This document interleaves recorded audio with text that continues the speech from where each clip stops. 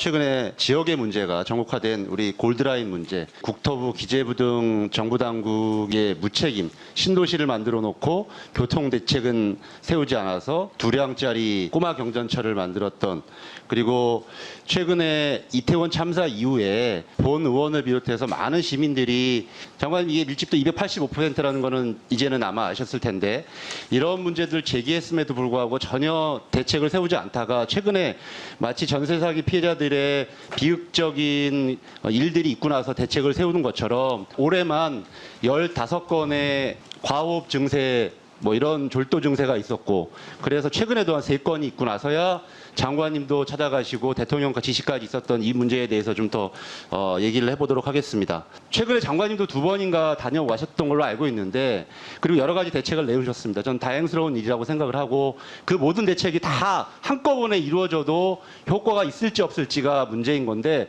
저는 이 대책들이 왜 제대로 이루어지지 않았는지를 하나 묻는 것이고요. 그리고 그 대책이라는 것도 서울시와도 굉장히 불협화음이 있는 것 같아요. 보니까 21년 6월 이후에 서울시는 개화역에서 김포공항까지 가는 전용차로 문제를 국토부에서 전혀 협의가 없었다, 이렇게 반박하고 있는데 어떻습니까? 공식적인 입장이 뭡니까? 우리 국토부가 그런 부분에 대해서 태만한 겁니까? 아니면 서울시의 반박이 잘못된 겁니까? 뭐 세부적인 뭐 경과 과정에 대한 왈가왈부가 중요한 게 아니라고 생각을 하고요. 저희는 김포시의 그 애절한 호소를 듣고 제가 나서서 서울시의 문제 제기도 하고 이 부분이 바로 협조가 되도록 개입을 했던 거고요. 대광위원장님도 잘 아시고 하시겠지만 광역교통 대책을 세웠습니다. 그런데 그중에서 중요한 게 뭐냐면 지금의 여러 가지 대책 갖고는 안 되기 때문에 김포에서 올림픽도로를 통해서 당산역이든 이런 간선급행 열차 BTX를 해야 된다는 대책 발표가 있었는데 그게 21년 6월 발표 이후에 전혀 진척이 없습니다. 장관님, 서울시의 많은 시민들이 경기도로 이주가 되었는데 이 이후에 전혀 모든 경기도 주민들은 외곽에서 환승해서 들어오라는 입장이에요.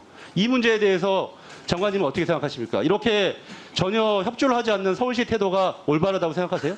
그래서 그 부분에 대해서 이미 문제 제기를 했고 협조를 한다라는 약속을 받아낸 상태에서 지금 실무 협의를 진행을 하고 있습니다. 그러니까 지금 서부권의 BTX도 그렇고 동부권의 BTX도 그렇고 빨리 이런 부분이 진행이 되어야 근본적인 정시성을 담보한 버스 대책도 효과가 있는 건데 서울시가 너무 오세훈 시장이 이런 부분에 관련되어서 굉장히 이기적인 발상을 하고 있다. 장관님께서 이런 부분 더 질타해 주셨으면 좋겠고요. 네, 적극적인 협력 체제를 구축하겠습니다. 한편으로는 여러 대책 중에 김포 시민들의 자존심을 상하게 한 대책들이 나왔었습니다. 그 수륙 양용버스, 지금 또 서울시는 거기에 더해서 리버버스 이렇게 얘기하는데 이게 효과가 있을 거라고 생각하세요? 우리나라 교통 현실에서 1분 1초가 아깝고 여의도에서 내리든 잠실에서 내리든 제대로 된 그 지하철역이 없이 이 자신들이 가고자 하는 목적지로 갈 수 없는데 이런 수륙 양용버스나 리버버스가 과연 효과가 있을까요? 선착장까지의 이동, 그다음 고수부지에서의 이동, 고수부지에서 다시 대중교통으로 연결되는 이 부분과의 연결성, 그다음 요금 같은 경우가 영국에는 15,000원 이상의 요금대입니다. 요금에 대한 수용성, 그리고 경제적 타당성에 대한 서울연구원의 자체 연구 결과 이 부분이 0.4대의 그 타당성이 나와가지고 폐기된 그런 자체 연구 결과도 있습니다. 효과가 없을 거라는 장관님 교통 대책으로는 부적절합니다. 예.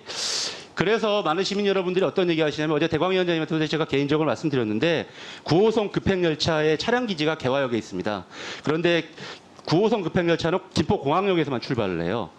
그래서 분산을 위해서 출퇴근 시간만이라도 개화역에서도 출발하는 방향 급행을, 그러면 굳이 김포공항까지 안 갈 수도 있지 않겠냐라는 의견을 제시하시는 분들도 있거든요.